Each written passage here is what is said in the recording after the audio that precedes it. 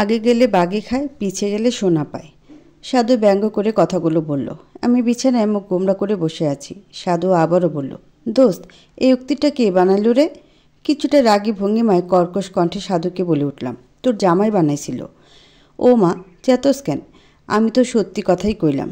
তুই যদি দরজাটা না আটকাইতি তাইলে কি আর তোর ওই বেড়ার গলায় ঝুলা পড়া লাগতো? ঠিকই কইসস, আমার জায়গায় তুই ঝুলা থাকতি কিছুক্ষণ আগে। দরজা খুলে ভাইয়াকে জড়িয়ে ধরলাম। ভাইয়া কোনো কথা বলছিল না, তাই তাকে ছেড়ে দিয়ে সামনে তাকালাম। সামনে তাকাতেই মনে হলো আমার চোখের মণি কোটর থেকে বের হয়ে আসবে। সামনে একজন অপরিচিত ছেলে দাঁড়িয়ে আছে। তার চেহারায় ক্লান্তির ছাপ খুব স্পষ্ট বোঝা যাচ্ছে। তার পরনের কালো প্যান্টের সাথে ইন করা সাদা শার্টটির কাঁধের দিকের অংশ ঘামে ভিজে গিয়েছে। তার লম্বাটে মুখমণ্ডলে ঘামের ছাপ রয়েছে। গালে রয়েছে হালকা দাড়ির ছোঁয়া। মনে হচ্ছে 1 থেকে 2 দিন আগে শেভ করা। তার মাথার চুলগুলো ছোট না, আবার বলতে গেলে বড় না, যাকে বলে মাঝারি ধরনের। কালো ফ্রেমের চশমাটাকে এক আঙ্গুল দিয়ে ঈশ্বর ঠেলে নিলেন। তখনই লক্ষ্য করলাম তার পিছনে বাবা আর মামা দাঁড়িয়ে আছে। ভাইয়াকে কেবল দেখলাম সিঁড়ি দিয়ে উঠে আসছে। নিজের করা বোকামির জন্য প্রচুর লজ্জা লাগছে। ওখানে দাঁড়িয়ে না থেকে এক দৌড়ে চলে আসলাম আমি। রুমে এসে ধপ করে বিছানায় বসে পড়লাম। ছি ছি ছি, কী করলাম আমি? ওই লোকটা কী ভাববে এখন? আচ্ছা, লোকটাকে লজ্জা যখন লাল নীল হলুদ হচ্ছিলাম তখন সাধুকে দেখলাম ওয়াশরুম থেকে বের হচ্ছে। দেখে বোঝা যাচ্ছে হাত মুখ ধুয়ে বের হয়েছে। বারান্দা গিয়ে মুখ মুছে এসে আমার সামনে দাঁড়িয়ে বলল, কী রে, তোরে দেখা তো মনে হইতেছে বাসর ঘরে বসে আসস, আর নয়তো তোর জামাই তোরে ধুইরা চুমা দিছে। আমি ওর দিকে কটমট করে তাকালাম। আমার তাকানোতে ওর কোনো ভাবান্তর হলো না। ও পুনরায় বলল, কী রে, কোনটা, বাসর না চুমা? তোর মাথা। তারপর আমি কি অঘটন ঘটিয়েছি সাধুকে সব বললাম। ও শুনে হাসতে হাসতে ফ্লোরে বসেই গড়াগড়ি খাচ্ছে। আমাকে এক একটা বলে যাচ্ছে আর মজা নিচ্ছে। সাধুকে বললাম, এখন কিছু একটা কর। আমি কি করবো? আগে দেখতে দে তুই কার গলায় ঝুলে পড়ছিলি, আর একবার যদি মজা করছিস না, দেখিস তোরে কি করি। আরে বাপ, চল চল, আগে দেখতে দে আমারে। যা তুই, আমার লজ্জা লাগতেছে। গলা ঝুলে আসিলি কেমনে? তখন শরম লাগে নেই? আয়। এক প্রকার জড়তা নিয়ে সাধুর সাথে ড্রয়িং রুমে গেলাম। সাধু গিয়ে ভাইয়াকে জোরে ডাক দিয়ে বসে, নিয়াজ ভাইয়া। ড্রয়িং রুমের সকলের দৃষ্টি এই মুহূর্তে আমাদের দুজনের উপর। সেই লোকটাও এখন আছে আমাদের দিকে, কিছুক্ষণ তাকিয়ে আবার অন্যদিকে ঘুরে গেল। ভাইয়া বলল, কী রে তুই শয়তান, কোথায় ছিলি এত সময়? শয়তান আমরা? আমাদের শয়তান বললেন? কোনোদিন দেখেছিস নাকি ছাগলকে গরু বলতে? তাই শয়তানকে তো শয়তানই বলবো। ওদের কথা দাঁড়িয়ে দিলে শুধু শুনে যাচ্ছি। ভাইয়া বলে উঠল, জুই, তুই চুপচাপ আছিস কেন? কোথায় চুপচাপ? আমি মনে মনে বললাম, যে কাণ্ড করেছি, চুপচাপ থাকবো না তো কি ঢোল পিটাবো নাকি? এতক্ষণে লোকটার পরিচয় পেয়ে গিয়েছি। তার নাম আলাবি। সে হলো সজল ভাইয়ার কাজিন, আর সজল ভাইয়া হলো নিয়াজ ভাইয়ের ফ্রেন্ড। সজল ভাইয়া আর নিয়াজ ভাইয়া একসাথে ফ্রান্সে গিয়েছিল। তারা 2 বন্ধু একসাথে একই ফ্ল্যাটে থাকতো। সজল ভাইয়া বাংলাদেশে ফেরার কয়েকদিন আগে আলাবি ভাইয়া ফ্রান্সে যায়। তখন 3 জন মিলে একই সঙ্গে নাকি থাকতো। এর কয়েকদিন পরে সজল ভাইয়া চলে আসে বাংলাদেশে। তখন থেকে আলাবি ভাইয়া আর নিয়াজ ভাইয়া একসাথে থাকা শুরু করে, আর এইভাবে তাদের মধ্যে ভালো ফ্রেন্ডশিপ হয়ে যায়। নিয়াজ ভাইয়া আর আলাবি ভাইয়া একই অফিসে চাকরি করত। তারা যে অফিসে চাকরি করতো ওটা একটা কনস্ট্রাকশন কোম্পানি। তাদের কোম্পানি বাংলাদেশে নতুন শাখা অফিস খুলেছে বলে কয়েকজন লোক এদেশে পাঠিয়ে দিয়েছে। এর মধ্যে নিয়াজ আর আলাবি ভাইয়ার নামও এসেছিল, তাই তারা এদেশে পার্মানেন্ট এসে পড়েছে। নিয়াজ ভাইয়াকে ম্যানেজার হিসেবে নিয়োগ দেওয়া হয়েছে, আর আলাবি ভাইয়াকে সিনিয়র আর্কিটেক্ট হিসেবে। এয়ারপোর্টে থেকে আমাদের বাসা কাছে বলে নিয়াজ ভাইয়া আলাবি ভাইয়াকে আমাদের বাসায় নিয়ে এসেছে। আলাবি ভাইয়ার বড় ভাই নাকি এয়ারপোর্টে আসতে চেয়েছিলেন, তাকে নিয়াজ ভাই আসতে বারণ করে দিয়েছে।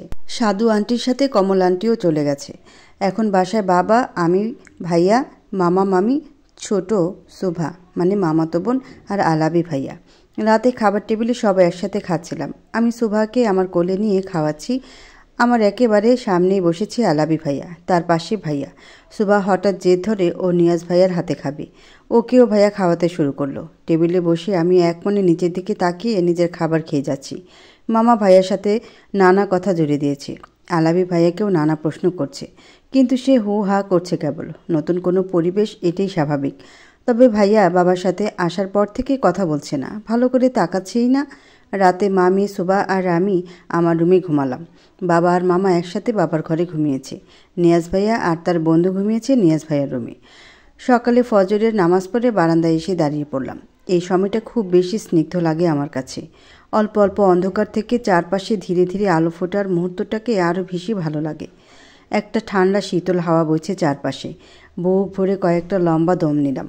আকাশে মাঝে মাঝে দু একটা কাক কা কা করে উড়ে চলে যাচ্ছে। দুই একটা চড়ুই পাখি এসে কারেন্টের তারের উপর বসছে। কিছুক্ষণ ডাকাডাকি করে আবার চলে যাচ্ছে। কফি বা চা হলে মন্দ হতো না। এখন রুম থেকে বেরিয়ে এলাম। রান্নাঘরে এসে বেশি করে দুধ কফি দিয়ে একবারে মনের মাধুরী মিশিয়ে কফি বানাচ্ছিলাম। হঠাৎ কেউ পেছন থেকে বলে উঠল, এই মেয়ে, একটু কফি পাওয়া যাবে? পেছনে ঘুরে দেখি আলাবি ভাইয়া দাঁড়িয়ে আছে। ট্রাউজারের পকেটে 2 হাত ঢুকিয়ে দিয়ে দাঁড়িয়ে যেভাবে বলল, মনে হয় আমি নিজের বাসাতেই কাজের বেটি হয়ে এসেছি। কথার কি ছিরি দেখো। আমি শুধু বললাম জি বলেই আমি পেছনে আবার চুলোর দিকে মুখ ঘুরিয়ে ফেললাম। আমার এত সময় নিয়ে বানানো কফিটা তাকে দিয়ে আমি আবার কফি বানিয়ে আমার রুমে চলে আসলাম। দুপুরে খাবার টেবিলে দিলাম আরেক অঘটন ঘটিয়ে। খেতে বসে মামি বলল, জুই, ডালের বাটিটা আনা হয়নি, একটু নিয়ে আয় তো মা। আমি ডাল নিতে এসেছি বলে সুভাও আমার পিছু চলে আসলো। মামি ডাইনিং থেকে আবার জোর গলা বলে উঠল, জুই, লেবুগুলোও নিয়ে আসিস। সুভা একবার ডাইনিং রুমে যাচ্ছে, আরেকবার আমার কাছে আসছে। এক হাতে ডাল আর লেবুর বাটি নিয়ে খাবার টেবিলের দিকে আসছিলাম। সুভা অন্য দিক থেকে রকেটের গতিতে আমার দিকে ছুটে আসছিল। তারপর আর কি, ডাল আর লেবু হাতে জুই নামের মানুষের সাথে রকেটের গতিতে ধেয়ে আসা সুভা নামের মানুষের সংঘর্ষে আহত হলো আলাবি নামের মানুষ। আলাবি ভাইয়ার পিঠের দিকটা পুরো ডালে মাখামাখি। তার জলপাই রঙের টি শার্টে হলুদ রঙের ডাল। মনে হচ্ছে কেউ একগুচ্ছ সর্ষে ফুল তার পিঠে ছড়িয়ে দিয়েছে। আমি তড়িঘড়ি করে হাত দিয়েই তার পিঠের ডাল মুছতে লাগলাম আর শুধু বলতে লাগলাম, সরি সরি ভাইয়া, আমি খেয়াল করিনি, সরি। আরে দেখে আসবি তো? সুভা, তোমাকে বলিনি দুষ্টুমি কম করবে? আলাবি, যা তুই চেঞ্জ হয়ে আয়। উনি চেয়ার থেকে উঠে আমার দিকে একবার তাকিয়ে চলে গেলেন রুমে। একটু বললেও না, থাক, কোনো সমস্যা নেই। বলতে তো পারতো, ইটস ওকে। আমি কি ইচ্ছে করে ফেলেছি নাকি? ভালোই হলো, অজান্তেই একটা রিভেঞ্জ নেওয়া হয়ে গেল। সকালে আমার সাথে ভালো করে ব্যবহার করলে এমন হতো না। হাহা করে হেসে দিলাম। এখন মনে হচ্ছে যা হয় ভালোর জন্যই হয়। এমন ব্রেকিং নিউজ অবশ্যই সাধুকে বলা উচিত। ওর হক আছে জানার। সাধুকে কল দিয়ে রাজ্যের সকল সংবাদ শোনাতে বসে পড়লাম। খাটে বসে কথা বলছিলাম, তখন দরজায় 2 বার টোকা পড়ল। দরজা হালকা করে চাপানো ছিল। খাটে বসেই দেখতে পেলাম আলাবি ভাইয়া দাঁড়িয়ে আছেন দরজার কাছে। দরজার সামনে যেতেই উনি আমার কাঁধের উপর তার সেই সর্ষে ফুলওয়ালা মানে ডালে নষ্ট হয়ে যাওয়ার টি শার্টটা কিছুটা ঢিল মেরে দিলেন। আমি তো কিছুই বুঝতে পারছি না। তিনি বলে উঠলেন, ক্লিনিক। আমি হাবলা কুমারীর মতো তার দিকে চেয়েই আছি। কি বললেন উনি? ক্লিনিক? আমি পরিষ্কার করব এটা? উনি আবারও বলে উঠলেন, সন্ধ্যায় আমি চলে যাওয়ার আগে চাই। বলে উনি চলে গেলেন। এখন শোভার উপর রাগ লাগছে খুব। আমি একা একাই ঘরে পায়চারি করছি আর বলছি, আমাকে কি দেখে লন্ড্রি বয় মনে হয়? না, গার্ল হবে তো। ধুর, আমি বা কোন দুঃখে লন্ড্রি গার্ল হব? ভাব দেখো, মনে হয় কোন দেশের প্রেসিডেন্ট। একসময় এসে বলবে কফি চাই, একসময় এসে বলবে জামা ধোয়া চাই। ধুবো না আমি, কি করবে? পিছনে ঘুরে ভূত দেখার মতো চমকে উঠলাম। আলাবি ভাইয়া পকেটে 1 হাত ঢুকিয়ে আরেক হাতে ফোন নিয়ে হাতটা নিচু করে দাঁড়িয়ে আছেন। উনি বললেন, অবশ্যই তুমি পরিষ্কার করবে, আফটার অল ভুলটা তোমার। বলে উনি হনহন করে চলে গেলেন। মন চাচ্ছে শোভাকে ধরে আচ্ছা মতো দেই কয়টা। বড় হলে এখন সত্যি সত্যি ওর সঙ্গে ঝগড়া বাঁধিয়ে ফেলতাম। সন্ধ্যাবেলা নিয়াজ ভাইয়ার কাছে আলাবি ভাইয়ের টি শার্টটা দিয়ে আসার জন্য ভাইয়ার রুমে উকিঝুঁকি দিচ্ছিলাম। দেখি নিয়াজ ভাই একাই রুমে। কার সাথে যেন দেখলাম কথা বলছি। সুর করে আমি রুমে ঢুকে পড়লাম। ভাইয়ার দিকে টি শার্টটা বাড়িয়ে দিতেই বলল, এটা কোথায় পেলি? ভাইয়াকে সকাল থেকে সব ঘটনা গড়গড় করে বলে দিলাম। আসলে ভাইয়ার কাছে আর সাধুর কাছে কোনো কথা না বলে থাকতে পারি না। ভাইয়া আমার কথা শুনে ফিক করে হেসে দিল। তারপর বলল, আসলে আলাবি কিছুটা অন্য রকমের। সব সময় মানুষের মুখের উপর কথা বলে দেয়। ও ওর বাপকেও ছাড়ে না, আর সব সময় সত্যি কথা বলে। এ পর্যন্ত ওকে মিথ্যে বলতে খুব কমই দেখেছি। বলতে গেলে খুব একটা কথাই ও বলে না। But he is very brilliant. আমার আর ভাইয়ার কথার মধ্যেই আলাবি ভাইয়া বারান্দা থেকে রুমের মধ্যে প্রবেশ করলেন। তাকে দেখে আমি দ্রুত পায়ে আমার রুমে চলে আসলাম। হাসি খুশি সময়গুলো মনে হয় খুব তাড়াতাড়ি চলে যায়। ভাইয়া এসেছে আজ প্রায় 1.5 মাসের বেশি হয়ে গেল। আমাদের ভালোই দিন কাটছিল। এর মাঝে ভাইয়াকে জায়েফের কথা একদিন বলেছিলাম। ডিভোর্স না হওয়ার বিষয় নিয়েও কথা বলেছিলাম। ভাইয়া আমাকে বলেছিল, আমি সাইন করার 3 মাসের মধ্যে যেহেতু জায়েফ সাইন করেনি, তার মানে আমাদের অটো ডিভোর্স হয়ে গেছে। ভাইয়া আমাকে এই বিষয় নিয়ে আর চিন্তা করতে বারণ করে। এখন আমিও কিছুটা স্বস্তি বোধ করি। ভাইয়া বাসায় থাকাতে খুব ভালোই লাগে এখন। আগে শুধু বাবা আর আমি থাকতাম, কেমন যেন চুপচাপ থাকতো বাসা। একা একা থাকতে আগে ভালো লাগতো না, এখন আর একা নেই আমরা। আজকে আবার আমার ওই চুন্নিটার জন্মদিন। ভাইয়াকে কালকে রাত্রে অফিস থেকে আসার সময় বলে দিয়েছিলাম কোনো একটা গিফট নিয়ে আসতে। ভাই আসার সময় 2টা তাঁতের শাড়ি নিয়ে এসেছিল কালকে। আমার শাড়িটা হালকা আকাশি রঙের সাথে সাদা রঙের ছোঁয়া আছে, সাদুর শাড়িটা গাঢ় নীল রঙের সাথে সাদা রঙের ছোঁয়া আছে। আসলে আমি শাড়ি খুব একটা ভালোভাবে পরতে পারি না বলে জর্জেটের একটা সবুজ রঙের 3 পিসের সাথে কালো হিজাব পরে রেডি হয়ে গেলাম। 4টার দিকে বাসা থেকে বের হলাম। একটা রিক্সা নিয়ে ওদের বাসার সামনে এসে পৌঁছালাম। ওদের বাসায় রিক্সায় করে আসলে 15 মিনিটের মতো লাগে। ওদের বাসার কলিং বেল দিতেই সার্থক ভাইয়া দরজা খুলে দিলেন। আমাকে দেখে বললেন, রাফিদা, আমার ছোট বউ এসে গেছে। সার্থক ভাইয়া খুব মজার মানুষ, আমাকে মজার ছলে ছোট বউ বলে ডাকে। ভাইয়ার ডাক শুনে রাফিদা আপু চলে আসলো। এসে বলল, কী রে, তুই এত দেরি করে আসলি কেন? তোকে না বলেছিলাম সকালবেলা আসতে? পিছন থেকে সাধু এসে বলল, ওই তুই আজকে আমার বাসায় এত তাড়াতাড়ি আসছিস কেন? যা, আরও 2 ঘন্টা লেট করে আয়, 2 ঘন্টা পরে পার্টি শুরু হবে। আমি ওকে বললাম, যা সর, তোর কাছে আসছে কে? আমি তো রাফিদা আপুর কাছে আসছি। আমি চিনি না কি তোরে? ক্যাডা তুই বোন? আমাদের কথার মাঝে আন্টিও চলে আসলো। আন্টি এসে বলল, জুইকে ভিতরে ঢুকতে দে। সাধুর নাকি শাড়িটা খুব পছন্দ হয়েছে, ও আবার শাড়ি পরতে খুব পছন্দ করে। ওদের বাসায় অল্প স্বল্প আত্মীয় স্বজন এসেছিল, সাদমান ভাইয়াও এসেছিল। তবে সাদমান ভাইয়া সাধুকে খুব জ্বালিয়েছে। সাধুও চুপ করে থাকেনি। দুজনে একেবারে টম অ্যান্ড জেরির মতো জুটি। ওদের বাসা থেকে বের হতে হতে রাত 9টার কাছাকাছি বেজে গেল। ওদের বাসা থেকে কিছুটা সামনে এগিয়ে আসলে রিক্সা পাওয়া যায়, কিন্তু হঠাৎ করেই বৃষ্টি শুরু হয়ে গেল। এখানে অবশ্য একটা যাত্রী ছাউনি রয়েছে। যাত্রী ছাউনির নিচে প্রায় 20 থেকে 25 মিনিটের মতো দাঁড়িয়ে আছি। বৃষ্টির বেগ আরও বেড়ে চলেছে। বৃষ্টি থামার কোনো নামই নেই।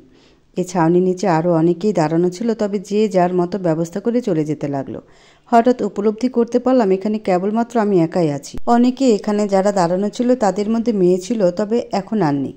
কিছু যুবক আর কিছু মধ্যবয়স্ক পুরুষ লোকের দাঁড়ানো এখানে। এখন কিছুটা ভয় লাগা শুরু করলো, কারণ আমি একাই মেয়ে আছি এখানে। চুপচাপ জুবুথুবু হয়ে এক কোণে গিয়ে দাঁড়িয়ে রইলাম।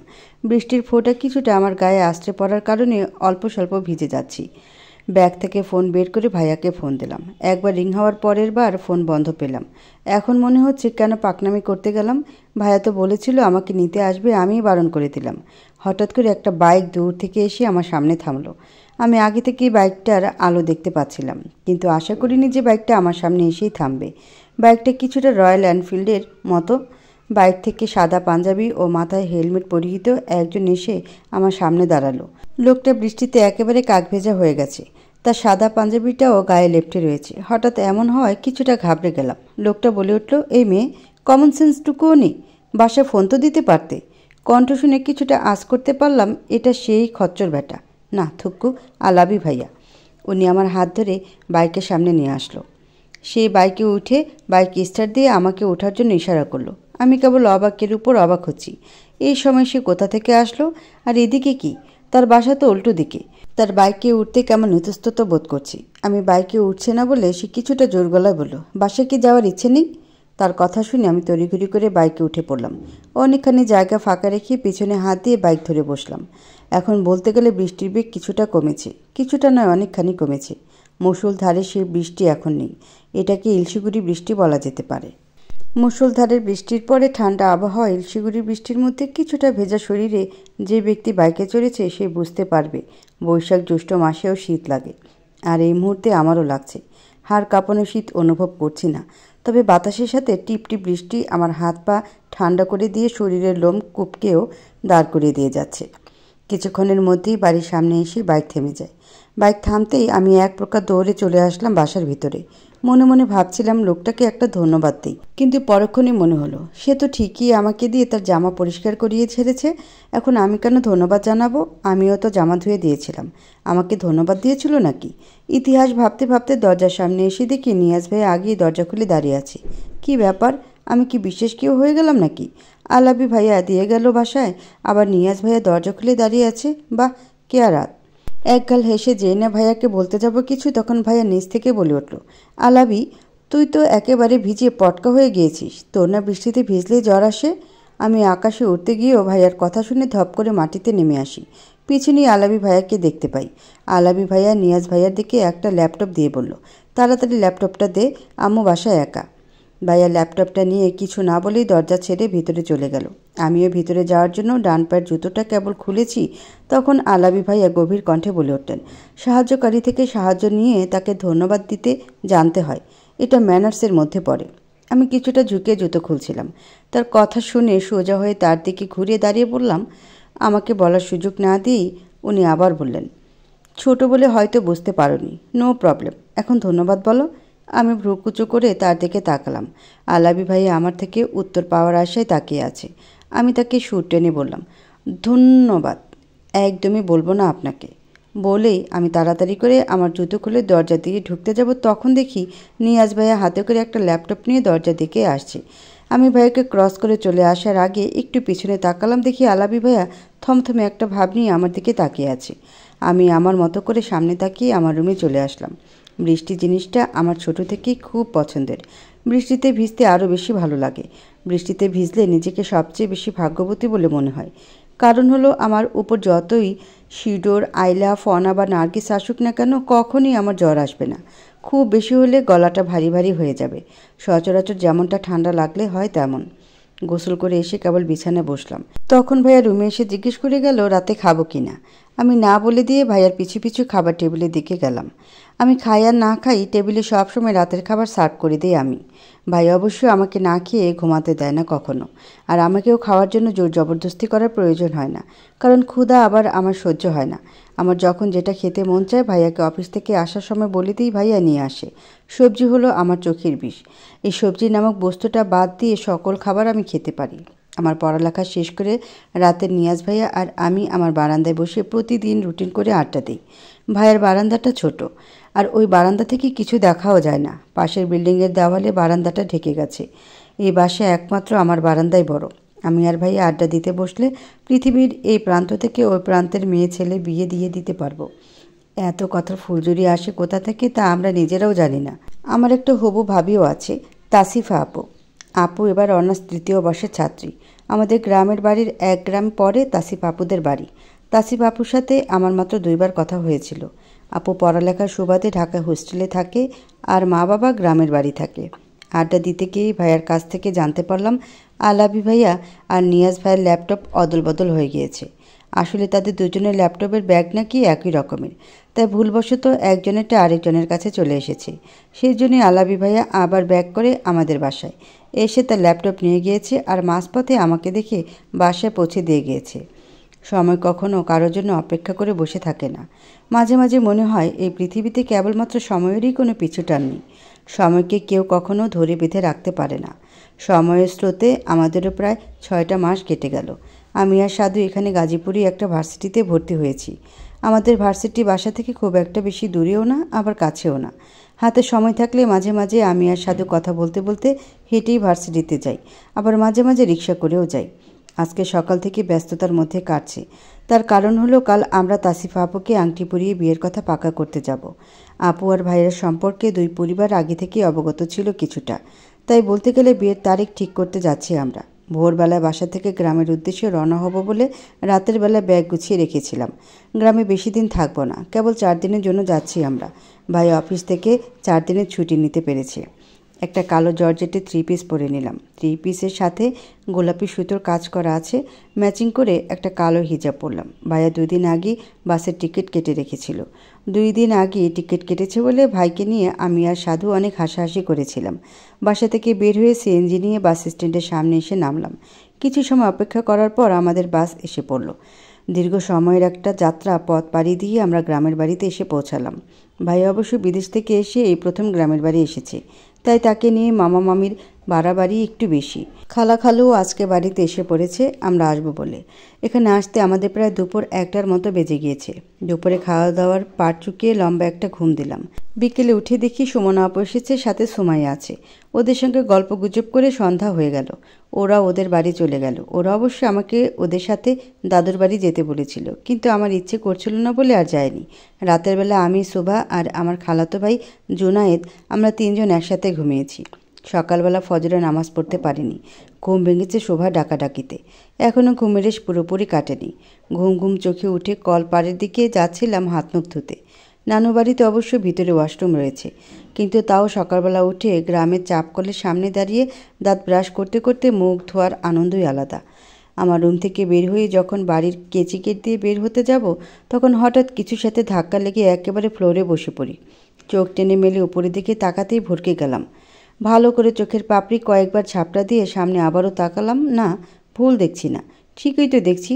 আমার সামনে স্বয়ং আলাবি ভাইয়া দাঁড়ানো। পেছনে সজল ভাইয়া দাঁড়িয়ে ফোনে কথা বলছে, আর তাদের দুজনের পিছনে নিয়াজ ভাইয়া দাঁড়ানো। এর মধ্যে আরও একটা জিনিস দেখলাম, তা হলো আলাবি ভাইয়ার কটমট করে আমার দিকে তাকিয়ে থাকা। পেছন থেকে নিয়াজ ভাইয়া বলে উঠল, হাঁটার সাথে সাথে কি দাঁড়ানোটাও ভুলে গেলি?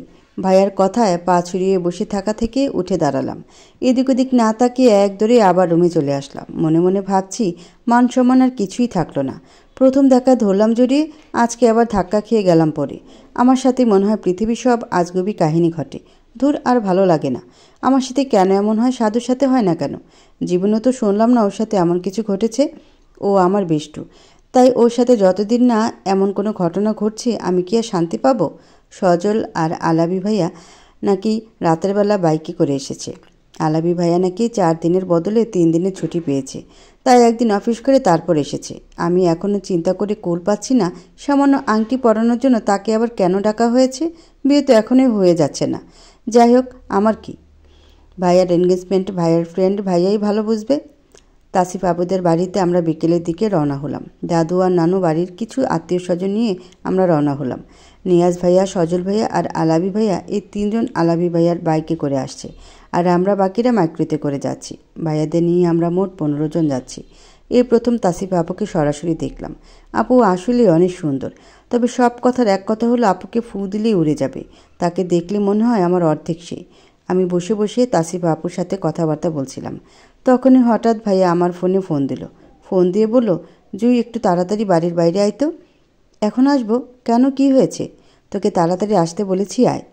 আমাকে আর কিছু বলার সুযোগ না দিয়ে ভাইয়া ফোনটা রেখে দিল। ভাইয়ার কথা মতো আমি বাড়ির বাইরে এসে দেখি ভাইয়া আর আলাবি ভাই একসাথে দাঁড়ানো। আমাকে দেখে ভাইয়া দ্রুত গতিতে বলে উঠল, শোন, তুই ওর সাথে গিয়ে তাসিফার জন্য যে রিংটা কিনেছিলাম সেটা নিয়ে আসবি। মানে? আমি তাড়াহুড়ো করে না দেখে খালি বক্সটা নিয়ে এসেছি। এনে ড্রয়ারের চাবি। গিয়ে দেখবি আমার চুরির বক্সের মধ্যে তাসিফার জন্য কেনা রিংটা রাখা আছে। নিয়াজ ভাইয়ের কথা শেষ হতে আমি আলাবি ভাইয়ার দিকে তাকালাম। দেখি সে মুখে বিরক্তিকর একটা চাহনি নিয়ে আমার দিকে তাকিয়ে আছে। 7-5 না ভেবেই আমি বাইকে উঠে বসলাম। সেই দিনের মতোই আমি বাইকের পেছনে ধরে বসে রইলাম। তবে আজকে বাইকের স্পিডটা সেই দিনের থেকে একটু বেশি। তাও নিজেকে সামলে নিলাম। বাড়িতে এসে ঘটল আরেক বিপদ। আমি যে ভাইয়ার বোন, সেই নাম রক্ষার্থে মেন গেটের চাবিটাই আনতে ভুলে গিয়েছি। গেটের সামনে আমাকে দাঁড়িয়ে থাকতে দেখে আলাবি ভাইয়া বলল, কি সমস্যা কি তোমার? এখন কি তালা চাবিও খুলতে পারো না? আমি আমতা আমতা করে বললাম, বাড়িতে ঢুকবো কিভাবে? আলাবি ভাইয়া কিছুটা রাগী কণ্ঠে বলে উঠলেন, উড়ে উড়ে ঢুকবে, গর্ধব একটা। আমাকে গর্ধব বলল? আমি কি গর্ধব নাকি? আমি রেগে গিয়ে বললাম, আমি গর্ধব? নিজেটা নিজে জানো না? এত কথা না বলে তাড়াতাড়ি তালা খুলো। আমি একটু নিচে সুরে বললাম, খুলবো কিভাবে? চাবি আছে নাকি? তিনি ভ্রুকুটি করে আমার দিকে তাকিয়ে চোখ ছোট ছোট করে বললেন, হোয়াট? আমি মাথা নিচু করে নিশ্চুপ হয়ে দাঁড়িয়ে রইলাম। তিনি আবার বিরক্তিকর একটা ভাব নিয়ে বললেন, যেমন ভাই তেমন বোন। একটা গেছে এনগেজমেন্টে, তাও আবার আংটিই নেয়নি, আরেকটা আংটি নিয়ে এসে চাবিই আনেনি। আমাকে এভাবে দাঁড় করিয়ে রেখে উনি কোথায় যেন চলে গেলেন। কিছুক্ষণ পর আবার ফিরে এসে বললেন, তোমাদের কি ছাদের দরজা খোলা আছে? আমি শুধু মাথা নাড়িয়ে হ্যাঁ সূচক জবাব দিলাম। আমার জবাবের সাথে সাথে তিনি আবার বলে উঠলেন, মই কোথায় রাখে?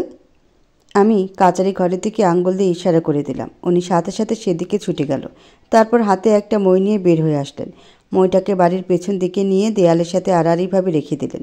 আসলে আমাদের নানুর বাড়িটা একতলা বিশিষ্ট, তাই খুব সহজেই মই দিয়ে ছাদে নাগাল পাওয়া যায়। মইটা রেখে তিনি আমার আগে মই বেয়ে ছাদে উঠে গেলেন। আমি নিচে দাঁড়িয়ে মাথা উপরের দিকে দিয়ে তাকিয়ে আছি। উনি ইশারায় আমাকে 2-3 বার মইটা বেয়ে উঠতে বলেছেন, কিন্তু আমি ওঠার জন্য সাহস পাচ্ছিলাম না। নিচে দাঁড়িয়ে ইতস্তত বোধ করছিলাম। মুখ ফুটে বলতেও পারছিলাম না যে আমি উঠতে ভয় পাচ্ছি। আমার এমন অবস্থা দেখে উনি নিজেই মই বেয়ে আবার অর্ধেক নেমে আসেন। আমাকে উদ্দেশ্য করে হাত বাড়িয়ে বললেন, হাত দাও। কিছুক্ষণ তার দিকে তাকিয়ে থেকে আমি আমার পায়ের জুতো খুলে আমার হাতটা বাড়িয়ে তার হাত ধরলাম। 2 ধাপ উপরে উঠতেই ভয়ের চোটে আমার 2 হাত দিয়ে তার এক হাত খুব শক্ত করে জড়িয়ে ধরলাম। এই মেয়ে, বুদ্ধিশুদ্ধি ছিটে ফোটাও নেই, মাথায় কি নিয়ে চলো? কিছুক্ষণ আগে অনেক সময় নিয়ে ধীরে ধীরে মই বেয়ে উঠে ছাদে উঠলাম। আমাদের ছাদের সিঁড়ি হলো করিডোরের শেষ মাথায়। আমরা দুজন গিয়ে নানু ড্রয়ার থেকে তাসিফ আপুর রিংটা নিয়ে আবারও ছাদে আসি। আগের মতো করে আলাবি ভাইয়া আগে অর্ধেক মই পর্যন্ত নামেন, তারপর তার হাত ধরে আমি নামতে থাকি। যখন আমার নামতে আর 3 ধাপ বাকি, তখন আলাবি ভাইয়া খালি পায়ে মাটিতে দাঁড়িয়েছিল। তাড়াতাড়ি নামতে পারবো ভেবে মইয়ের 3 ধাপ থেকেই দেই জোরে এক লাফ। আমার অতিরিক্ত পাকনামির কারণে আমার পা গিয়ে পড়ে আলাবি ভাইয়ার পায়ের বৃদ্ধা আঙ্গুলের উপর। আমার এমন বুদ্ধিমানের মতো কাজের জন্যই বর্তমানে আমাকে পুরস্কার দেওয়া হচ্ছে। ইস, বেচারা আসলে ব্যথা পেয়েছে, নিজের কাছেই এখন গিল্টি ফিল হচ্ছে। আমি মাথা নিচু করেই বললাম, সরি ভাই, আমি বুঝতে পারিনি, আই এম রিয়েলি সরি। তার মুখের ভাবভঙ্গি দেখিয়ে যে কেউ বলবে সে ব্যথা পেয়েছে একটু আগে। আমিও ঠিকই নিজের করা বোকামিতে উপলব্ধি করতে পারছি লোকটা আসলে ব্যথা পেয়েছে। তিনি আমাকে আর কিছু বললেন না। বাড়ির মূল দরজার সামনে 3 ধাপের সিঁড়ি দেওয়া রয়েছে, সেখানে আলাবি ভাইয়া বসে তার জুতোর ফিতা বাঁধতে লাগলেন। ফিতা বাঁধা শেষ হলে আমার দিকে একবার তার দৃষ্টি নিক্ষেপ করে হন করে বাইকের দিকে ছুটে চললেন। আমিও তাকে অনুসরণ করে পিছু পিছু গিয়ে বাইকে উঠে বসলাম। কিন্তু লক্ষণীয় বিষয় হলো আলাবি ভাইয়া বাইকের স্পিড কমিয়ে চালায়। এতটা স্পিড কম চালাতে আমি কাউকে দেখিনি। কেবলমাত্র আংটি নিতেই আসার সময় একটু দ্রুত চালিয়েছিল। তাসিফ আপুদের বাড়িতে গিয়েও আরেক দফা কথা শুনতে হয়েছে ভাইয়ার কাছে। তাসিফ আপুদের বাড়ি থেকে আমাদের ফিরতে ফিরতে প্রায় রাত 8টার মতো বেজে গেল। ভাইয়ার বিয়ের তারিখ ঠিক করা হয়েছে আরও 1 মাস পরে। ভাইয়া নিজ ইচ্ছাতে 1 মাস পরে তারিখ দিতে বলেছে। তাসিফ আপুর বর্তমানে ভার্সিটিতে পরীক্ষা চলছে। পরীক্ষার মাঝখানে তো আর বিয়ে দেওয়া যায় না, তাই অনেক দিনের একটা গ্যাপ নিয়ে বিয়ের তারিখ ঠিক করা হয়েছে। অতিরিক্ত ক্লান্ত না হলেও সবাই কিছুটা তো ক্লান্ত ছিল। ক্লান্তি বোধ থেকে অন্যান্য দিনের চেয়ে আজকে একটু তাড়াতাড়ি ঘুমাতে চলে গেলাম। সকালবেলা ঘুম থেকে উঠে ফজরের নামাজ পড়ে শুভা আর জুনায়েদের সাথে বাড়ির পেছনে এসেছি। আমার নানা ভাই নিজ হাতে অনেক রকমের গাছ লাগিয়েছেন বাড়ির পেছনে। এখানে অনেক বড় বড় আম গাছও আছে। গাছের নিচে দাঁড়িয়ে দেখা যাচ্ছে গাছে ছোট বড় মাঝারি ধরনের আম ঝুলে আছে। আমরা 3 জন যখন এখানে হাঁটাহাঁটি করছিলাম তখন শুভা বলে উঠল, আপু জানো, আমি কিন্তু গাছে উঠতে পারি। তখন জুনায়েদ বলে উঠল, এখানে সবচেয়ে বড় আম গাছে আমি উঠতে পারি। আমি একটু ভাব নিয়ে ওদের সামনে বলে উঠলাম, ঘোড়ার ডিম পারছ, তোদের দুজনের থেকে আমি লম্বা বেশি। তার মানে কি হলো? আমি সবচেয়ে উঁচু ঢালে উঠতে পারি। আন্ডা বাচ্চার সামনে ভাব না নিলে হয় নাকি? জুনায়েদ তখন বাহানা ধরল আমাকে সবচেয়ে উঁচু ডালে উঠতেই হবে। আমাদের 3 জনের কথার মাঝে কারো অট্টহাসির আওয়াজে পিছিয়ে ঘুরে দাঁড়ালাম। দেখি আলাবি ভাইয়া আর সজল ভাইয়া দুজনের দাঁড়িয়ে হু হা করে হাসছে। তাদের হাসির ধরন দেখে মনে হচ্ছে গিনেস বুকে রেকর্ড করে ছাড়বে আজকে। সজল ভাইয়া হাসতে হাসতে বলে উঠলেন, তুই ওদের থেকে লম্বা বলে যদি সবচেয়ে উঁচু ডালে উঠতে পারিস তাহলে আমরা দুজন কোথায় উঠব? বলেই তিনি আবার অট্টহাসিতে মেতে উঠলেন। তখন আলাবি ভাইয়া কিছুটা তাচ্ছিল্যে সুরে বলে উঠলেন, সিরিয়াসলি? চাপা মারারও একটা বয়স লাগে। তোমার তো সেই বয়সও হয়নি এখনো। কালকে আমার দেখা হয়ে গেছে তুমি কত উপরে উঠতে পারো। তার এমন কথায় রাগ করবো নাকি অপমানিত বোধ করবো বুঝতে পারছি না, তবে মনে হচ্ছে এখন রাগটাই বেশি করা উচিত। উনি তো আমাকে ডিরেক্টলি অপমান করছেন। রাগই কটমট করে আমি বলে উঠলাম, আপনি এত যখন উপরে উঠতে পারেন তাহলে যান, আকাশে উঠে বসে থাকুন। যত সব কথাগুলো বলে আমি দ্রুত পায়ে তাদের দুজনকে পাশ কাটিয়ে বাড়ির ভিতরে ঢুকে পড়লাম। গ্রামের বাড়ি ভালোই আনন্দ করে কাটিয়ে আসলাম আমরা। তবে আলাবি ভাইয়ের একটা জিনিস খুব ভালোভাবে খেয়াল করতে পেরেছি, তা হলো এই 2 দিনে উনি নিজ থেকে আমার সাথে শুধু ঝগড়া বাঁধিয়ে দিত, আমাকে পিঞ্চ করত। 2 দিনে আমরা অনেকটা ফ্রিও হয়ে গিয়েছি। 2 দিনে যে কিভাবে আমরা একজন আরেকজনের সাথে খুব ফ্রিভাবে কথাও বলেছি তা আমাদেরও জানা নেই। গ্রাম থেকে আমরা এসেছি প্রায় 2 থেকে 3 সপ্তাহের মতো হয়ে গিয়েছে। আজ আমরা তাসফি আপুর জন্য বিয়ের শপিং করতে যাব। বড়রাই আমাদের বলেছে নিজেদের ইচ্ছা মতো কেনাকাটা করতে। তাদের পছন্দ আর আমাদের পছন্দ নাকি এক হবে না। আমি, নিয়াজ ভাইয়া, তাসফি আপু, আলাবি ভাইয়া আর সজল ভাইয়া যাচ্ছি শপিংয়ে। মজার ব্যাপার হচ্ছে তাসফি আপু যে আমাদের সাথে যাবে তা আমরা ছাড়া আর কেউ জানে না। তাসিফা আপুদের বাড়ির কেউ জানে না, আমাদের বাড়িতেও কেউ জানে না। সবাই জানে তাসিফা আপু এখন নিজের হোস্টেলে পরীক্ষার জন্য মনের সুখে প্রিপারেশন নিচ্ছে। আমি আর ভাইয়া বাসা থেকে কিছুটা সামনে এগিয়ে এসে মেন রাস্তায় দাঁড়ালাম। কিছুক্ষণ অপেক্ষা করার পর আলাবি ভাই আসলো। আমরা সবাই একসাথে শপিং মলের সামনে এসে একত্রিত হলাম। সাধুকে আসতে বলেছিলাম, ওর নাকি আবার কোনো আত্মীয়ের বেবি হয়েছে, তাই বলে দিয়েছে আসবে না। প্রথমেই হলুদের অনুষ্ঠানের জন্য একটা শাড়ির দোকানে ঢুকলাম। এখান থেকে হলুদের শাড়ি কিনে অন্য দোকানে গিয়ে বিয়ের শাড়ি দেখা শুরু করলাম। শপিং মলে এসে মনে মনে খুব খুশি লাগছে। তার একটাই কারণ, ফ্রিতে আলাবি নামের একজন বডিগার্ড পেয়ে গিয়েছি। তার কানে সবসময় সালমান খানের বডিগার্ড মুভির মতো ব্লুটুথ থাকে। এতক্ষণে বোঝা হয়ে গিয়েছে আলাবি ভাইয়া গম্ভীর হলেও মিশুক টাইপের। ভাইয়া বলেছিল সে নাকি কথা কম বলে, কিন্তু কথা কম বলেও সে সবার সাথে মিশতে পারে। হঠাৎ করে আলাবি ভাইয়া বলে উঠল তার নাকি ক্ষুধা পেয়েছে। আমার আবার ভালো গুণ হচ্ছে, মানুষের ক্ষুধা পেয়েছে শুনলে নিজের পেটের ক্ষুধা লেগে যায়। কখন আমি খাবার দেখলে আর না করতে পারি না, লজ্জা লাগে না করতে। আমি আর আলাবি ভাইয়া একেবারে নিচে চলে আসি। এখানে নিচে এক সাইডে ফুড কোর্টের ব্যবস্থা আছে। এই শপিং মলের নিচতলায় অনেক মানুষের আনাগোনা। আলাবি ভাইয়া একেবারে একটা কর্নার সাইডের টেবিলে আমাকে বসিয়ে রেখে খাবার অর্ডার করতে গেলেন। বসেছিলাম তখন সাধু হোয়াটসঅ্যাপে একটা মেয়েবাবুর ছবি পাঠালো। দেখেই মনে হচ্ছে 1 থেকে 2-3 দিনের নবজাতক শিশুর ছবি। বুঝতে পারলাম এটা ওর আত্মীয়ের সেই বেবি। বসে বসে বাবুটার ছবি দেখছিলাম। মাশাআল্লাহ অনেক সুন্দর হয়েছে। হঠাৎ করে এক পরিচিত কণ্ঠ কানে ভেসে আসতে আমার আত্মা কেঁপে উঠল। জুঁইফুল, মানুষেরটা আর কত দেখবে, কয়দিন পর আমাদের বেবিরটাই দেখো। ভরা মজলিসে আলাবি ভাইয়া যে এমন দুঃসাহসিকতার পরিচয় দিবেন তা আমি কল্পনাতেও ভাবতে পারিনি। আলাবি ভাইয়া আমার ডান হাতের কবজি ধরে দৌড়াচ্ছেন, আমিও তার পিছনে পিছনে দৌড়ে যাচ্ছি। এমন মুহূর্তে আমার মনে হচ্ছে কেউ পেছন থেকে বলবে, ভাগ সিমরান ভাগ। এই মুহূর্তে আমার ভেতরের অনুভূতিটাও এমনই হচ্ছে। আমারও মনে হচ্ছে জিলুঙ্গি আপনি জিন্দেগি। কিছুক্ষণ আগে জায়েফের কণ্ঠ শুনে ফোনের স্ক্রিন থেকে সামনে দৃষ্টি রাখি। আমার মুখোমুখি হয়ে সামনের চেয়ারটায় বসে আছে জায়েফ। তাকে দেখে বোঝা যাচ্ছে সে নিজেকে লুকিয়ে রাখার আপ্রাণ চেষ্টা করেই আমার সামনে বসে আছে। কারণ এই মুহূর্তে সে চোখে কালো সানগ্লাস পরে, মুখে মাস্ক পরে, তার হুডি দিয়ে মাথা ঢেকে রেখেছে। তার হাবভাব দেখি আমি আন্দাজ করতে পারছি চারপাশের উপচে পড়া জনতার জন্য সে এই বেশভূষা গ্রহণ করেছে। তাকে দেখে না যতটুকু ভয় করছিল, এখন তার বলা বাক্যটি শুনে তার থেকে বেশি রাগ হচ্ছে। নিজেকে সংযত করে তাকে বললাম, আমাকে একদম বোকা ভাববেন না, আর বোকা বানাতেও আসবেন না। আমি জানি আমাদের ডিভোর্স হয়ে গিয়েছে। সে তার পূর্বের ভঙ্গিমাতেই আবার বলে উঠল, ডিভোর্স হয়ে গিয়েছে? ক্ষমা তো হয়নি। আমি স্বাভাবিক কণ্ঠে তাকে বললাম, ক্ষমা করার কথা ছিল কোন দিন? আপনার ব্যবহার তো এখনও ঠিক নেই। একটু আগে আপনি আপনার ভদ্রতার পরিচয় দিয়েছেন। আসলে কি বলতো, ফ্লার্ট না করলে একদমই ভালো লাগে না। এইটুকু অন্তত জানোই যে আমি বড় হয়েছি বাইরের দেশে, তোমাদের কালচারের সাথে অভ্যস্ত না। তার সামনে বসে থাকতে মোটেও ভালো লাগছে না, কিছুটা অস্বস্তি বোধ হচ্ছে। এমন সময় তড়িৎ গতিতে আলাবি ভাইয়া এসে আমার পাশে ধপ করে বসে পড়লেন।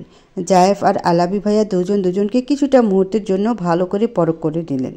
এরপর জায়েফ সবার আগে হাত বাড়িয়ে হ্যান্ডশেক করার উদ্দেশ্যে বলে উঠল, হ্যালো, আমি জায়েফ আহমদ। আলাবি ভাইয়া এক পলক জায়েফের পানে তাকিয়ে আরেক পলক তার হাতের দিকে তাকালো। এরপর সেও হাত বাড়িয়ে বলে উঠল, হাই, আমি আলাবি মাশরুক। জায়েফ আলাবি ভাইয়াকে উদ্দেশ্য করে বলে উঠল, চিনেছেন নিশ্চয়ই? তখন আমি আলাবি ভাইয়ার দিকে দৃষ্টি নিক্ষেপ করলাম। দেখি সে কেমন একটা বিটকেল মার্কা হাসি মুখে ঝুলিয়ে বলল, না, চিনতে একটু অসুবিধা হচ্ছে, ওয়েট। কথাটা বলে আলাবি ভাই একটু দাঁড়িয়ে সামনের দিকে ঝুঁকে গিয়ে হুট করে জায়েফের মুখের মাস্ক টান দিয়ে নিচে নামিয়ে দিল, সাথে সানগ্লাসটাও নিয়ে নিল। হঠাৎ করে এক বাজ খাই গলা সুরে আলাবি ভাইয়া চেঁচিয়ে বলে উঠল, ও মাই গড, জায়েফ আহমদ! সঙ্গে সঙ্গে উৎসুক জনতার উপচে পড়া ঢল নামল জায়েফের উপর। সবাই জায়েফ জায়েফ করে চেঁচিয়ে তার দিকে ছুটে আসছে। এই মুহূর্তে বেচারার মুখটা দেখার মতো হয়েছে। ঠিক তখনই আলাবি ভাইয়া আমার হাত ধরে আমাকে এক প্রকার টেনে তুলে দৌড়াতে শুরু করলো। আর তখনই আমার সিমরানের কথা মনে পড়ল। একটু আগে আলাবি ভাইয়ার করা কাজটি আমার তখন বোধগম্য না হলেও এখন হচ্ছে। আমরা দুজনে এখন 4র্থ ফ্লোরে এসে লিফট থেকে নেমেছি। দাঁড়িয়ে দাঁড়িয়ে দীর্ঘ শ্বাস প্রশ্বাস ক্রিয়া চালিয়ে যাচ্ছি। তখন চোখের সামনে ঘড়ি পরিহিত একজনের লোমশ হাত দেখতে পেলাম, যেই হাতে রয়েছে একটা পানির বোতল। হাত অনুসরণ করে দেখি আলাবি ভাইয়া থমথমে মুখে আমার দিকে তাকিয়ে বোতলটা আমার সামনে ধরে রেখেছেন। তাকে দেখে কি উপলব্ধি করতে পারবে না সে যে একটু আগে এত বড় কাণ্ড ঘটিয়ে এলো। পানির বোতলটা নিয়ে ধীরে সুস্থে খেয়ে নিলাম। হঠাৎ আলাবি ভাইয়া বলে উঠলেন, যেখানে অস্বস্তি হচ্ছিল সেখানে বসে থাকার দরকার কি ছিল? তার দিকে দৃষ্টি দিতেই দেখি সে প্রশ্নসূচক চাহনিতে আমার দিকে তাকিয়ে আছে। সে যে আমার থেকে পাল্টা উত্তর আশা করছে তা আমার বুঝতে বেশি বেগ পেতে হলো না। কিন্তু এই মুহূর্তে আমার মাথায় ঘুরছে অন্য ভাবনা। আলাবি ভাইয়া কেন এমন একটা কাণ্ড করলেন? তার সাথে যেহেতু আগের থেকে কথাটা এখন একটু বেশি বেশি বলি, যেহেতু তার সাথে সহজ হয়ে এসেছি তাই তাকে জিজ্ঞেস করেই ফেললাম, আচ্ছা আপনি অমন কেন করলেন? উনি হতাশাগ্রস্ত এক চাহনি দিয়ে আমাকে বললেন, যার জন্য করি চুরি সেই বলে চোর। সে আবারও বলে উঠলেন, তোমার ছোট মাথায় ঢুকবে না। চলো, তোমার ভাই আবার তোমাকে এত সময় না দেখলে ভাববে তার ফিডার খাওয়া বোন নিয়ে আমি ভেগেছি। তার এরূপ কথায় আমি রেগে গেলাম। তাকে কটমট করে বললাম, হ্যাঁ, আমি ফিডার খেলে আপনি এখনও ডাইপার পরে বেড়ান। বলে হনহনিয়ে 3 তলায় চলে গেলাম। একা এসেও পড়ে গেলাম মুসিবতে। ভাইয়ারা কোন স্টলে বুঝবো কীভাবে? তাই প্রত্যেকটা স্টলে ঘুরে ঘুরে ওদের খুঁজে বেড়াচ্ছি। হঠাৎ করেই কেউ আমার হাত ধরে সোজা হেঁটে যাচ্ছে। এক মুহূর্তের জন্য মনে হলো আমার কলিজায় পানি শুকিয়ে গেছে। কিন্তু হাত ধরে হাঁটতে থাকা লোকটার পানে তাকিয়ে আলাভি ভাইয়াকে দেখে কিছুটা স্বস্তির নিঃশ্বাস ফেললাম। একটু সামনে এগিয়ে এসে ভাইয়াদের পেয়ে গেলাম। আমাদের দেখে সজল ভাইয়া বলে উঠলেন, আলু বাবু, ফুড কোর্টের খাবার কি সব একলাই খেয়ে এসেছিস? কথাটা আমার কর্ণপাত হতেই হাসতে হাসতে আমার গড়াগড়ি খাওয়ার অবস্থা হয়ে গেল। কথাটা যে আলাবি ভাইয়া কী বলা হয়েছে তা বুঝে গিয়েছি। আমার সাথে তাসফি আপুও হেসে উঠল, কিন্তু আপু হাসিটা চেপে রাখছে। আমি কোনো মতেই হাসি থামাতে পারছি না। পরিস্থিতি বেগতিক দেখে নিয়াজ ভাইয়া আমাদেরকে চুপ থাকতে বললেন, কিন্তু আলাবি ভাইয়া কোথায় যেন চলে গেলেন। আমি সজল ভাইয়াকে বললাম, কি হলো? সজল ভাইয়া বলতে লাগলো, ওকে আলুবাবু বললে রাগ করে। আসলে ও ছোটোবেলায় খুব স্বাস্থ্যবান ছিল। বুঝই তো, ছোটো গোলুমুলু বাচ্চাদের আদর করে সবাই, একটু একটু আলু খালু বলে ডেকে থাকে। ওর বেলাতেও ব্যতিক্রম হয়নি। আমরা ফ্যামিলি মেম্বাররা, কাজিনরা এখনও দুষ্টুমির ছলে ওকে আলুবাবু বলে ডাকি। আজকে আসলে ভুলটা আমারই। ওকে কাজিন সার্কেলের বাইরে আলু খালু বলে ডাকতে ও একদম নিষেধ করে দিয়েছে। রাগটা আজকে মনে হয় একটু বেশি করে ফেলেছে। এখান থেকে গিয়ে ওকে সরি বলতে হবে। ও তাহলে এই ব্যাপার। আমার হাসিটা উচিত হয়নি, তাই না? এক ক্ষেত্রে উচিত হয়নি, আবার আরেক ক্ষেত্রে হয়েছে। দেখো, তুমি তো আর জানতে না, তাই না? আর তোমার জায়গায় অন্য কেউ থাকলে সেও তোমার মতো রিয়েক্ট করতো। সব শপিং শেষ করে আমরা মলের বাইরে এসে দেখি আলাবি ভাইয়া দাঁড়িয়ে আছে। নিয়াজ ভাইয়া বলল, তাসফি ফুচকা খাবে? তাসফি আপুর আগে আমি বলে উঠলাম, হ্যাঁ হ্যাঁ হ্যাঁ, অবশ্যই খাবো। এগুলো কি আবার বলা লাগে? নিয়াজ ভাইয়া বলে উঠল, ভাব দেখো, মনে হয় যেন আমি ওকে জিজ্ঞেস করেছি। আমি তো হ্যাঁই বলতাম। আমারটা জুই বলে দিয়েছি, একই তো হলো। হ্যাঁ বলে দিয়ে আমার রোম্যান্স টাইপ স্পয়েল করে দিল। কোথায় আমি একটু বলবো তাসফি ফুচকা খাবে, তখন তুমি আমার কাছে ওর মতো বাচ্চামা করে লাফিয়ে লাফিয়ে ফুচকা খেতে যাবে, আর আমি তখন ওই দৃশ্য দেখে আমার মন জুড়াবো। আহা!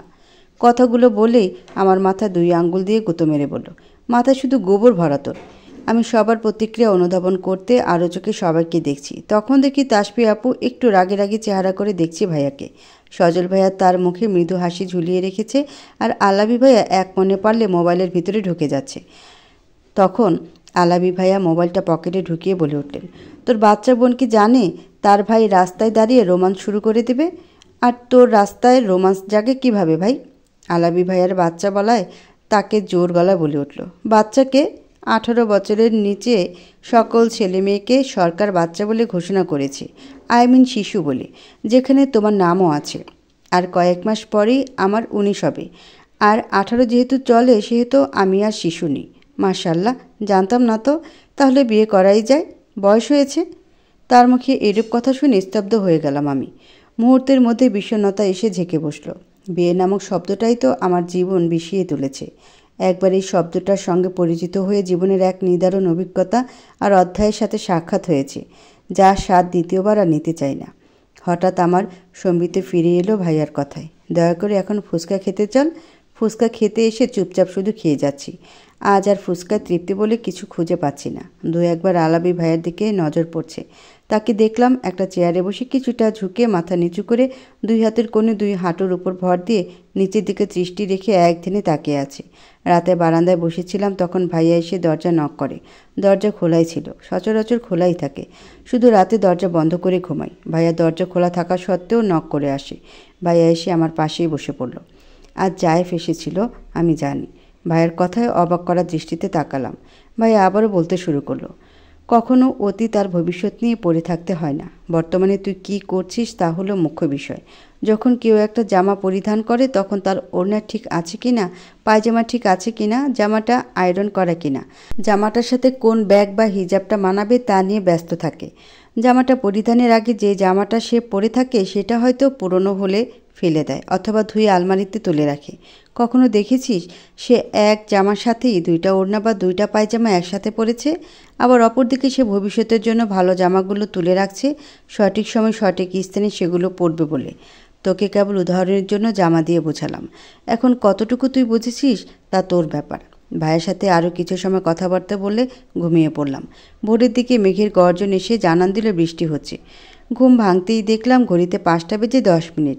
বাইরে তুমুল বেগে ঝড় হচ্ছে। নামাজটা পড়ে খেয়াল করলাম বৃষ্টির গতি এতই বেশি যার ফলে বৃষ্টির ঝাপটা এসে বারান্দা পেরিয়ে কিছুটা বারান্দার দরজার সামনের জায়গাটুকু কেউ ছুঁয়ে দিচ্ছে। দরজাটা বন্ধ করার জন্য বারান্দার দিকে এগিয়ে যেতেই চোখে পড়ল নীল রঙের একটা বক্স। নীল রঙের বক্স বললে ভুল হবে, কারণ বক্সটা মূলত নীল রঙের একটা র্যাপিং পেপারে মোড়ানো। তার উপরে হালকা হলদে রঙের একটা গোলাপ ফুল। গোলাপটাকে বৃষ্টি এসে ভিজিয়ে দিয়ে যাচ্ছে। নীল রঙের র্যাপিং পেপারে মোড়ানো বক্সটাতে ফোঁটা ফোঁটা জলকণা জমেছে। কাছে গিয়ে বক্সটা নিয়ে রুমে এসে পড়লাম। বক্সটার উপর কাগজের টুকরো নেয় কিছু একটা লক্ষ্য করলাম। ভালো করে খেয়াল করতেই দেখলাম নীল কালিতে লেখা বর্ষণ সঙ্গিনীর জন্য, যা বৃষ্টির পানিতে অস্পষ্ট হয়ে আছে, তবে লেখাটা বোধগম্য হচ্ছে। হঠাৎ করে ফোনটা বেজে উঠল। ফোনের স্ক্রিনে একটা আননোন নাম্বার ভেসে উঠেছে। নাম্বারটা কিছুটা পরিচিত বলে মনে হচ্ছে, আবার অপরিচিত মনে হচ্ছে। ফোনটা 2বার বেজে বেজেই বন্ধ হয়ে গেল। 3বারের বার ফোনটা রিসিভ করলাম। ফোনের অপর পাশে লোকটার কণ্ঠ আমার চিনতে অসুবিধা হলো না। অন্য সময় হলে হয়তো রাগ হতাম বা ভয় পেতাম, তবে আজ আর তেমন কিছু হলো না। আগে থেকেই একটা ধারণা ছিল এমন কিছু হতে পারে। জুইফুল? জায়েফ কেমন যেন এক কাতর কণ্ঠে বলে উঠল। হ্যাঁ, জায়েফই কল করেছে। আমি আগে থেকে ধারণা করে রেখেছিলাম সে আমাকে অবশ্যই বিরক্ত করবে। নিয়াজ ভাইয়ের রাতের কথাগুলোকেও ভালো করে মাথায় ঢুকিয়ে নিয়েছি। কোনো প্রকার ভঙ্গিমা না করেই তাকে সোজাসাপটা উত্তর দিলাম। জি বলুন, আমি শুনছি। সে পূর্বের ন্যায় বলল, আই এম রিয়েলি সরি। আমি তাকে কঠিন গলা জবাব দিলাম, কিসের জন্য? আমার করা অন্যায়ের জন্য। যে আমি সামান্য আঘাতটুকু ভুলতে পারি না, সে আমি কি করে একটা জলজ্যান্ত মানুষেতে আঘাত ভুলে যাব? তুমি আমাকে তার বদলে আঘাত দাও, শাস্তি দাও, আমি হাসি মুখে সব মেনে নেব। একদমই না। আমাকে আপনার মতো ভেবে থাকলে আপনি ভুল করছেন। খুনের বদলে কখনোই খুন হয় না আমার মতে। আমাকে আঘাত দেওয়ার কারণে আপনাকে আঘাত দিলে আপনার আর আমার মধ্যে পার্থক্য রইল কোথায়? ঠিক আছে, তাহলে অন্যায়ের তো শাস্তি হয়। তুমি আমাকে না হয় শাস্তিই দাও। এত করে যখন আপনি শাস্তি চাচ্ছেন তাহলে শুনে রাখুন, আমি আপনাকে কখনো ক্ষমা করতে চাই না, হয়তোবা কখনো ক্ষমা করতে পারবও না। আর এটাই হবে আপনার শাস্তি। জুইফুল, তুমি এটা বলতে পারলে? হ্যাঁ পারলাম, কারণ আপনি যদি জেনে শুনে অন্যায় করে বলতে পারেন আপনি অন্যায় করেছেন, এখন আপনি ক্ষমা চাচ্ছেন, তাহলে আমিও বলতে পারি। শুনে রাখুন, আপনি আমার অতীত, অতীতকে আমি অতীতেই রাখতে চাই। আর আমি বলে দিয়েছি আপনার শাস্তি কি, তাই দয়া করে আমাকে আর বিরক্ত করবেন না। আর এক মুহূর্তের জন্য কথা না বাড়িয়ে ফোনটা কেটে দিলাম। মোবাইলটা বালিশের উপরে রেখে বিছানায় নিশ্চুপ হয়ে বসে রইলাম। আজ মনে হচ্ছে আমারও আম্মু থাকলে বুঝি এরকমটা হতো না।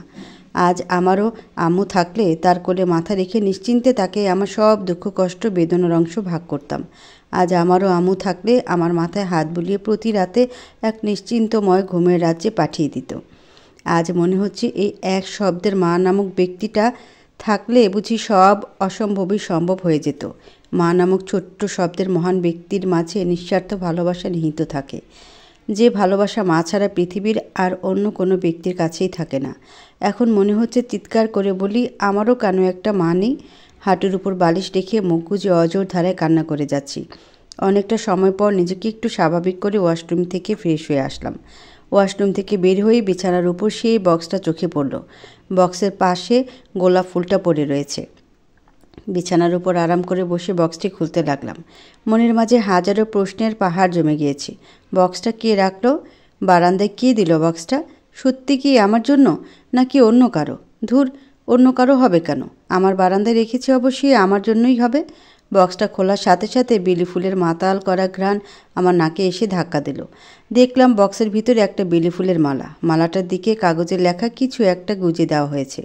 বেলি ফুল দেখে মনটা আনন্দে একেবারে বাকবাকম হয়ে গেল। বেলি ফুল আর তার ঘ্রাণ আমার সবচেয়ে প্রিয়। আমার বারান্দায় অবশ্য বেলি ফুলের গাছও রয়েছে। ফুলটার নিচে একটা হালকা আকাশি রঙের শাড়িও দেখা যাচ্ছে। শাড়িটায় হালকা আকাশি রঙের সাথে হালকা গোলাপি রঙের পাড় রয়েছে। শাড়িটার ভিতরের অংশেও হালকা গোলাপি রঙের স্টেপ রয়েছে। সাথে আরও দেখতে পেলাম একটা এন্টিকের কোমর বন্ধনী। এটাকে হয়তোবা কোমর বিছাও বলে থাকে।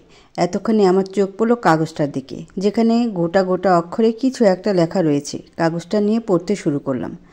আমার বর্ষণ সঙ্গিনী, তুমি কি জানো তুমি যে নিজের অজান্তেই কত বড় একটা ভুল করে বসে আছো? তুমি কি জানো তুমি যে তোমার নিজের অজান্তেই আমার হয়ে গেছো? তুমি কি জানো তোমার সুবাস যে শুধু আমার জন্যই? তুমি কি জানো তোমার ওষ্ঠদয়ের নিচের ঈষৎ করতে কতটা মাদকতা জড়িত? তুমি কি জানো তোমার হরিণী আখিদায় কতটা বিমোহিত করে আমায়? জানো না তুমি এর কোনো কিছুই জানো না। জেনে রাখো, তোমার বেদনার সিক্ত চেহারা আমায় জ্বালিয়ে পুড়িয়ে দিয়েছে। তোমার চোখের এক এক ফোঁটা অশ্রু বিন্দু আমার বুকের বাঁ পাশে লাভার ন্যায় গড়িয়ে পড়ে।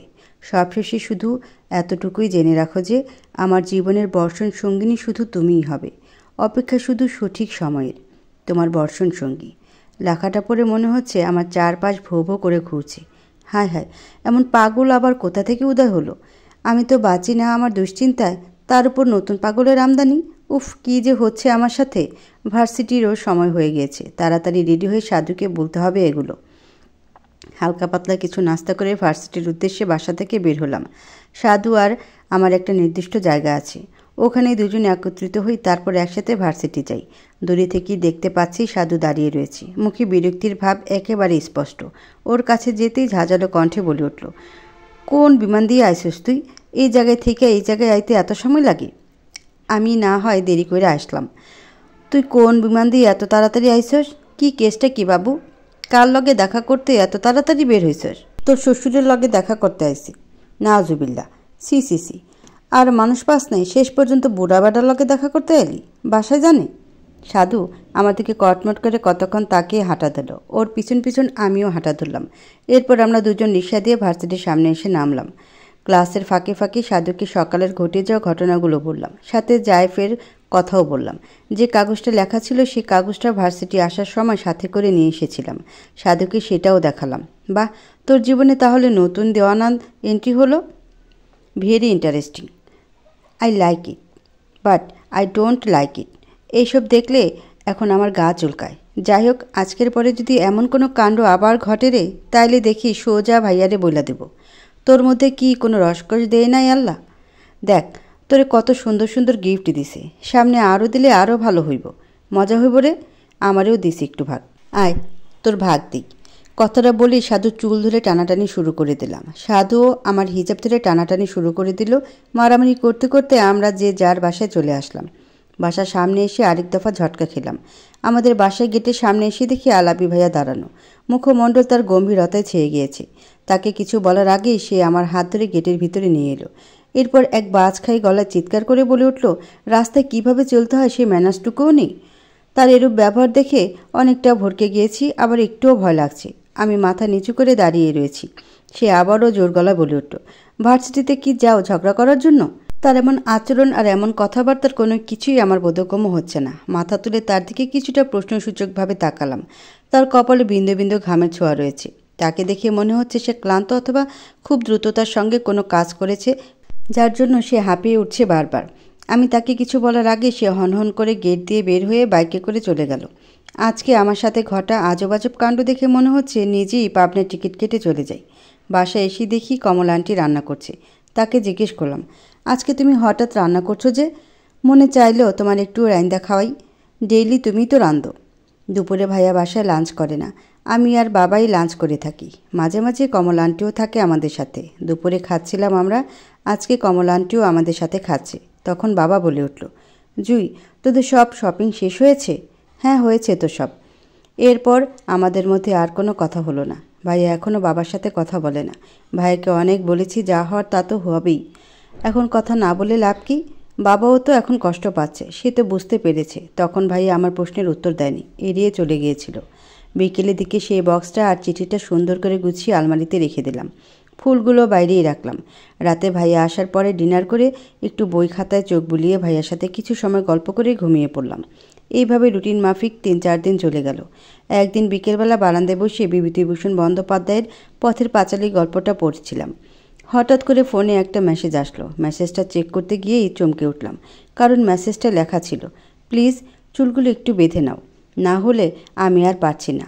তোমার খোলা এলোমেলো চুলগুলো ছুঁয়ে দিতে এতটা ইচ্ছে করছে যা তোমাকে বলে বোঝাতে পারবো না।